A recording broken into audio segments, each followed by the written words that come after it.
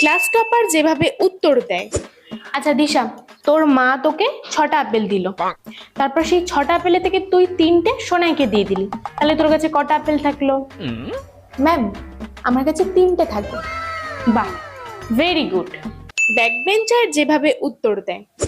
আচ্ছা সোনাই, যে প্রশ্নটা করছি ভালো করে শুনে তারপর উত্তর দিবি। আচ্ছা, তোর মা তোকে 6টা আপেল দিল, তার মধ্যে থেকে 3টে আপেল, এই দেখ 6টা আপেল দিল, ঠিক আছে, তার মধ্যে থেকে 3টে আপেল তুই দিশাকে দিয়ে দিল, তাহলে তোর কাছে কটা আপেল থাকলো? দেখ কটা আপেল থাকলো, কটা? 6টা।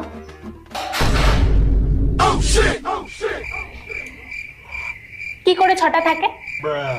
ম্যাম, আমি আমার 6টা আপেলের থেকে 3টে দিশাকে দিয়ে দিয়েছি জন্য আমার মা আমাকে আরো 3টে আপেল দিয়েছে, যাতে আমি কষ্ট না পাই, তাই আমার কাছে 6টাই আছে।